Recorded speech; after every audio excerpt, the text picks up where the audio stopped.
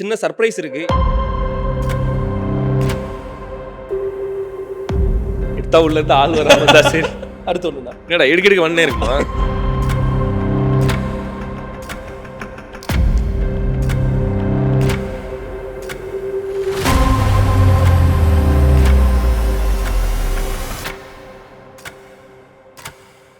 Red Nool presents Rio Raj Reloaded. Title sponsor Prediqueen Holiday Resorts and Jayachandran Textiles. Powered by Aachi Adrasam Maavu. Venue partner V-Space. Prediqueen Holidays and Resorts.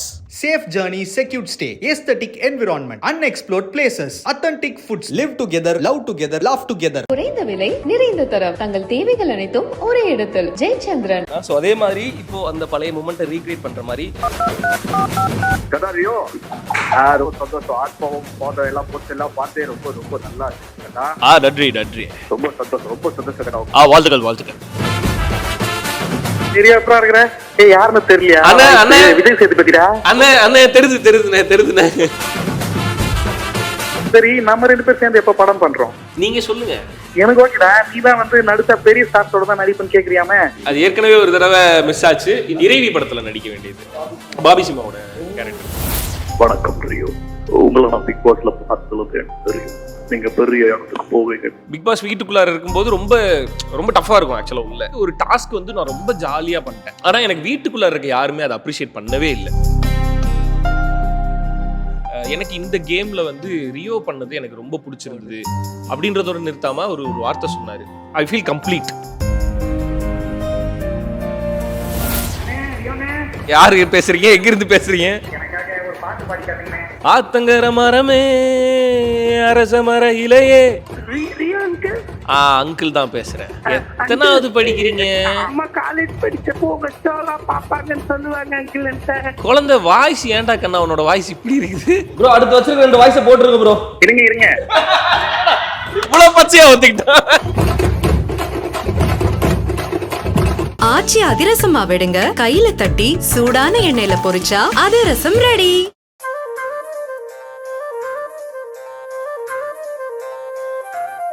சரியாண்ணா. So happy.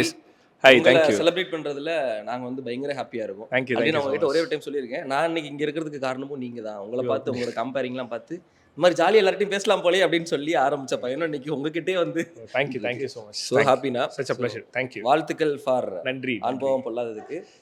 Title Rio Raj reload RRR அப்படின்னு சொல்லிட்டு அடப்பாவி அப்படின்னு சொல்லிட்டு ஆரம்பிக்கலாம் அந்த event அப்படின்னு சொல்லி. Thank you so much. நிறைய படத்தை பத்தி பேசுறதுக்கு முன்னாடி, உங்களை பத்தி பேசுறதுக்கு முன்னாடி ஒரு சின்ன சர்ப்ரைஸ் இருக்கு. இது நீங்க தான் ஓபன் பண்ணி ரிவீல் பண்ணணும் அப்படிங்கிறதுக்காக. எடுத்தா உள்ள இருந்து ஆள் வராம தான் சரி. அடுத்து ஒண்ணுண்ணா. என்னடா எடுக்க வண்ணே இருக்குமா? பீன் பேக்கா? கண்டுபிடிச்சிட்டாரு. Okay thank you. இதுல மட்டும் நாஸ்டாலஜியா இருக்கு. ஆமா, இதுல இருந்து ஆரம்பிக்கலாம் அப்படின்னு. இதுல உட்கார போறோமா? எங்களுக்கு மாதிரி சொகுசா இருக்கும். நிறைய பார்த்து பயங்கரமா ரசிச்சிருக்கோம். நான் இந்த மாதிரி நீங்க உட்காந்து இந்த பீம் பேங்க்ல உட்காந்து பண்ண ஷோலாம் நாங்க பார்த்து பயங்கரமா ரசிச்சு அந்த டைம்ல டெலிவிஷன் அந்த ப்ரோக்ராம் பார்க்கறதுக்கு முக்கிய காரணமே நீங்களா இருந்திருக்கீங்க. அந்த டைம் பீரியட் சுட சென்னைன்ட்டு சூடான செய்திகள் எல்லா செய்திகளும் பயங்கரமா கொடுப்பீங்க. எப்படி இருக்குண்ணா இந்த டிராவல்? நல்லா இருக்கு, ஜாலியா இருக்கு. Every step is experience. ஒவ்வொரு ஸ்டெப்புமே அதில் ஒரு எக்ஸ்பீரியன்ஸ் இருக்கும், அதில் ஒரு மெமரி இருக்கும். ஸோ ஒரு மாதிரி நல்லா தான் இருக்கு. அந்த பீன் பேக் பார்த்தோன்னே ஒரு மாதிரி நல்லா இருந்துச்சு.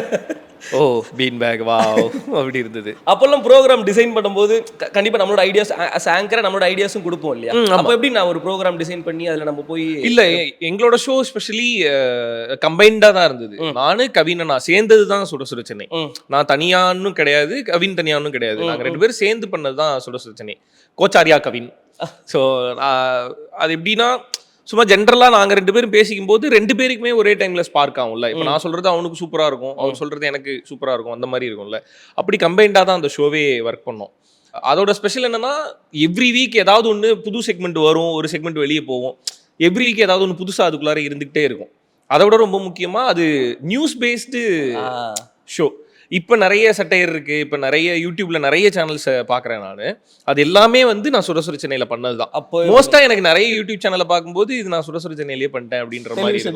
ஆமாம், க்ரீன் மேட் வச்சு ஒர்க் பண்ணுறது, அந்த வீக்ல என்ன ரொம்ப முக்கியமான டாபிக்கா இருக்கோ, எவ்ரி வீக் சொல்றேன், அந்த வீக்ல அந்த நாள்ல எது பெரிய டாபிக்கோ முக்கியமான டாபிக்கோ அதை வச்சு அந்த ஷோ இருக்கும். அந்த ஷோவோட டோட்டல் பேட்டர்னே அப்படி இருக்கும். அன்னைக்கு ஒன்று. ஆமா, அது கம்பைன்டு தான், தனியா ஒரு ஸ்பார்க் அந்த மாதிரிலாம் இல்லை, 2 பேரும் சேர்ந்து பண்ணதுதான்.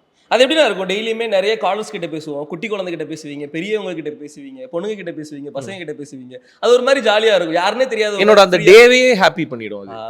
காலையில இருக்கும் மார்னிங் 9 to 10 ஷோ, எந்திரிச்சோடனே நேராக ஷோவுக்கு தான் போவோம். அந்த ஷோவில் வர்ற காலர்ஸ் பேசுறது, அந்த ஷோவில் நடக்கிற விஷயம் எல்லாமே என்ன பண்ணிடும்னா அந்த டேவையே எனக்கு பயங்கர ஃப்ரெஷ்ஷாக வச்சிருக்கும். ஷோ பார்க்குறவங்க நிறைய பேர் வந்து கால் பண்ணி சொல்லுவாங்க, காலையில் இந்த ஷோ பார்த்தேன்னா அந்த டேவே எனக்கு பயங்கர ஹாப்பியாக இருக்குது அப்படின்லாம் சொல்லுவாங்க. ஸோ அது எனக்குமே அப்படி தான் இருக்கும். அந்த ஷோவில் பேசி முடிச்சு வெளில வந்துட்டோம் அப்படின்னா அந்த டே முழுசும் அந்த ஷோவை பேஸ் பண்ணி இருக்கும்.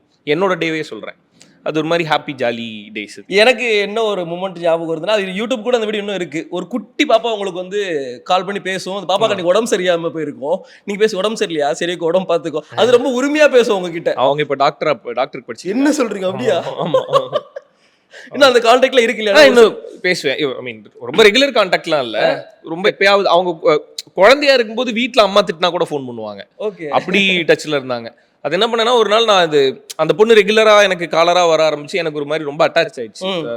8th ஸ்டாண்டர்ட் நினைக்கிறேன் எனக்கு ஃபர்ஸ்ட் அவங்க ஃபோன் பண்ணும்போது ரொம்ப அட்டாச் ஆயிட்டேன் நான். அதனால நான் சேனல்ல கேட்டு அந்த பொண்ணு நம்பர் கொடுங்க, நான் அந்த பொண்ணுகிட்ட பேசணும் அப்படின்னு கேட்டேன். ப்ரோட்டோகால்லாம் இருக்கு, அப்படிலாம் தரமாட்டாங்க சேனல்ல. அதுக்கப்புறம் நான் கேட்டு பேசி சேனல்ல ப்ராப்பரா போய் அப்ளை பண்ணி அந்த பொண்ணோட நம்பர் வாங்கி நான் கால் பண்ணேன். ரொம்ப ஜாலியா இருக்கும் உங்க கூட பேசும்போது அப்படின்ட்டு. ஏன்னா எனக்கு டவுட் என்னன்னா, நிறைய பேர் இந்த ஷோக்கு ட்ரை பண்ணுவாங்க, எல்லாருக்கும்லாம் ரெகுலரா கனெக்ட் ஆகாது. ஆனா அந்த பொண்ணு 8ஆம் கிளாஸ் படிக்கிற பொண்ணு, அவன் நினைக்கும் போதெல்லாம் அவளுக்கு கனெக்ட் ஆயிடும். எப்படி நீ கனெக்ட் பண்ற, எனக்கு அந்த டவுட் கேட்கணும் அப்படின்னா அந்த பொண்ணு ஐ மீன் அது எப்படின்லாம் சொல்ல முடியாது, அது நினைச்சு நான் ஃபோன் பண்ணுவேன், எனக்கு கிடைச்சிரும் அப்படின்லாம் சொல்லுவோம்.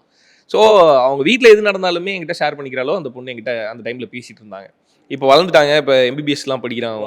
ஸோ ரெகுலர் டச்ல இல்லை, பட் அப்பப்போ பேசுவேன். கிரேட், சூப்பர்ண்ணா. ஸோ அதே மாதிரி இப்போ அந்த பழைய மூமெண்ட் ரீக்ரியேட் பண்ற மாதிரி ஒரு ஃபேன் உங்ககிட்ட பேசணும் அப்படிங்கிறது இருக்கிறாங்க. அவருக்கு ஒரு கால் மட்டும் பண்ணிடுறேன், நீங்க அப்படியே அந்த ஷோல பேசுற மாதிரி உங்களோட அந்த பழைய மூமெண்ட்டை திருப்பி கொடுத்தீங்கன்னா ஜாலியா இருக்கும் எங்களுக்கு. ஹலோ ப்ரோ, கேக்குதுங்களா? ப்ரோ நான் ரியோனா இல்ல ப்ரோ, ரியோனா தான் பேசுவாங்க. ரியோனா தான் ப்ரோ லைன்ல. Hi brother. ஹலோ ஹாய் வணக்கம். யாரு பேசுறீங்க, எங்க இருந்து பேசுறீங்க? எனக்கு உங்களை ரொம்ப பிடிக்கும்ண்ணே.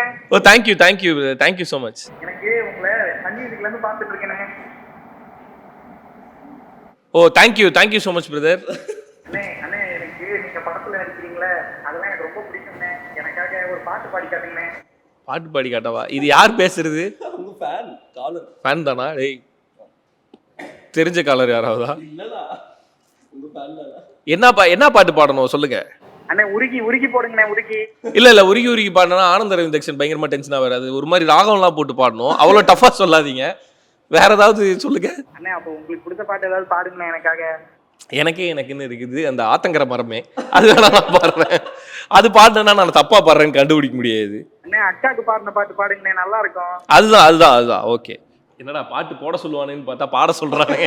ஆத்தங்கர மரமே, அரச மர இலையே, ஆலமர கிளையே, அதில் உறங்கும் கிளியே, ஓடக்கர உளவு காத்துல ஒருத்தி யாரு இவ வெடிச்சு நிக்கிற, பருத்தி தாவி வந்து சண்டையிடும் அந்த முகமா, தாவணிக்கு வந்த ஒரு நந்தவனமா, உள்ள சொந்தம் ஒன்ன விட்டு போகாது, அடவோட தண்ணீர் உப்பு தண்ணீராகாது, ஆத்தங்கர மரமே, அரச மர இலையே, ஆலமர கிளையே, அதில் உறங்கும் கிளியே.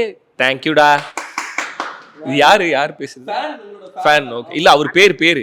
அண்ணே சூப்பரா பாடுனீங்கண்ணே. அண்ணே என் குழந்தை உங்ககிட்ட பேசணும்னு பேசுறீங்களா? குழந்தையா? குடுங்க, நான் பேசுறேன். அங்கிள்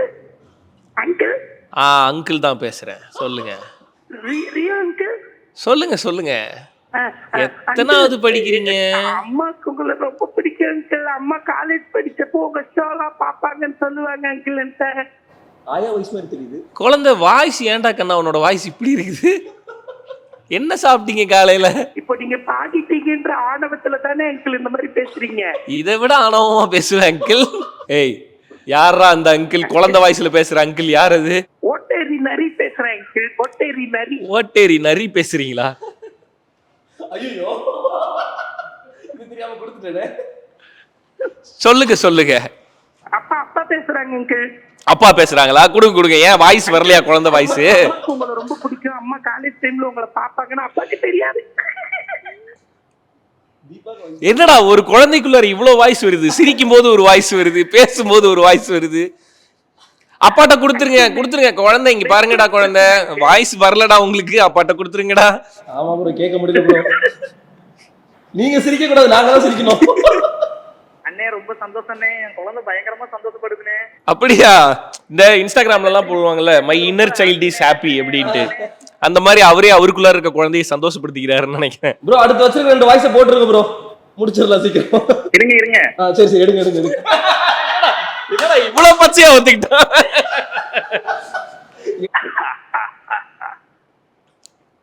கதாரியோ சொல்லுங்க சொல்லுங்க.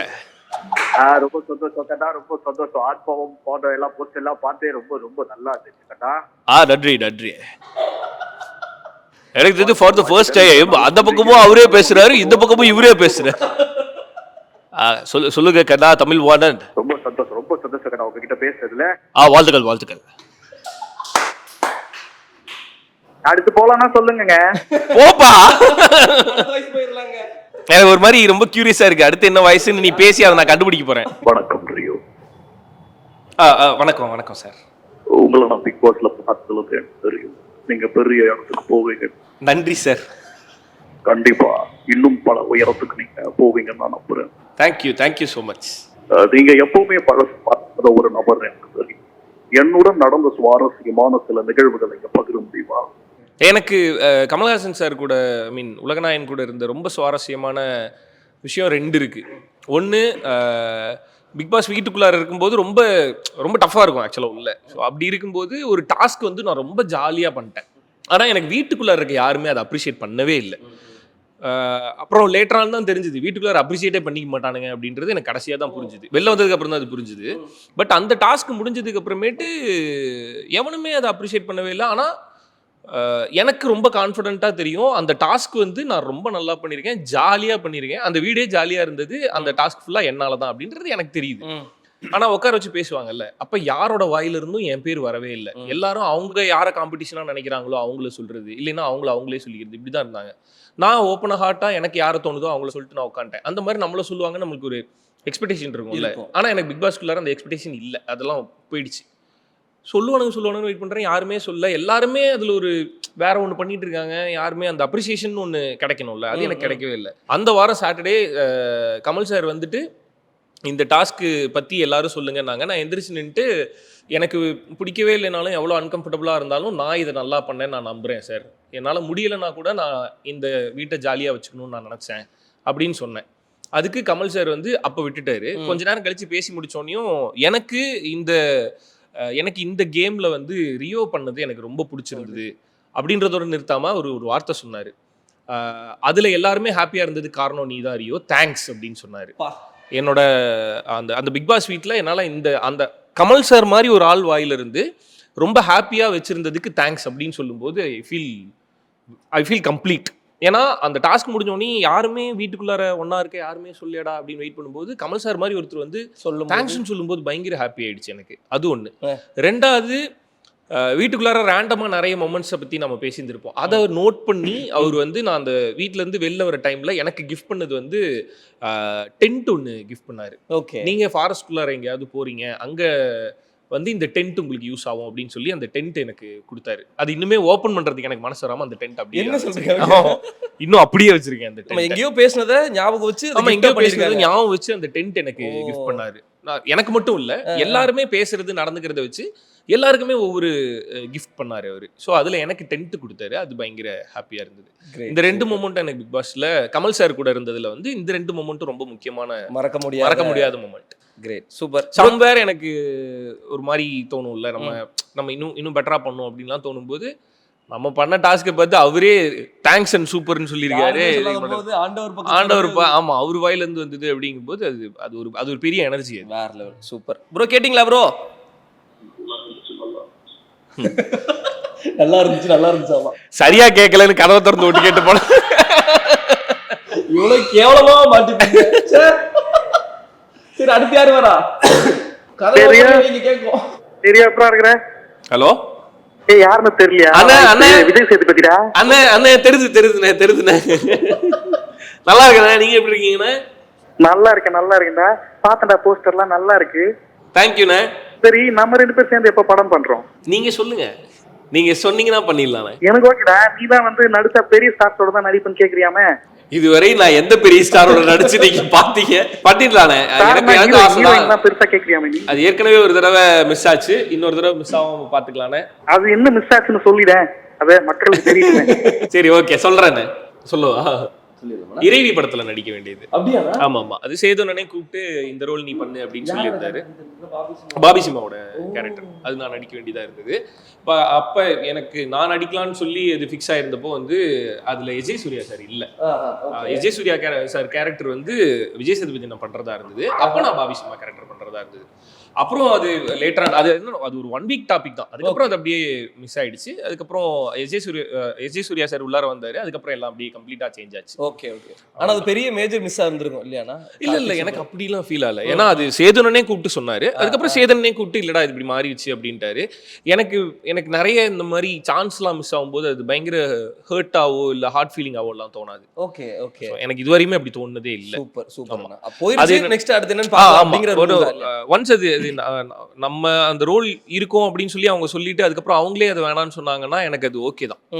வேற ஏதாவது சர்டன் ரீசன்ஸ்னால வேற ஏதாவது சம்பந்தம் இல்லாத காரணங்கள்னால நமக்கு அது மிஸ் ஆகுதுன்னா மட்டும்தான் அது எனக்கு அஃபண்ட் ஆகும். ஹர்ட் கூட ஆகாது, அஃபண்ட் ஆகும். அப்ப வேற ஏதாவது பண்ணுவேன் நானு.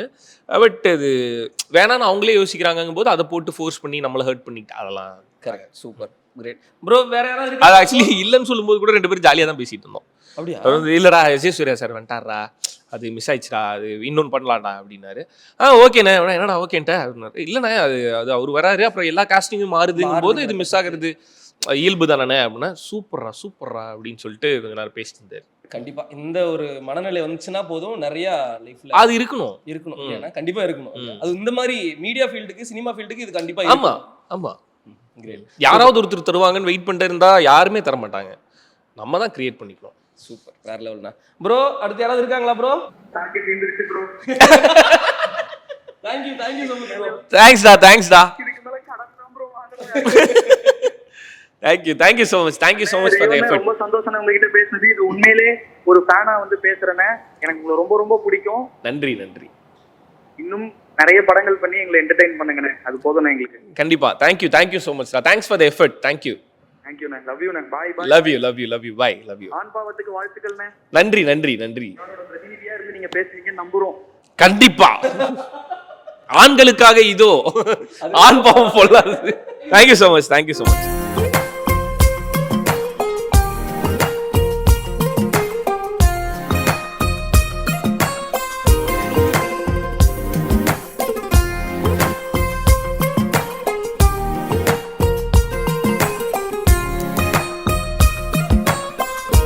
Preddy Queen Holidays and Resorts.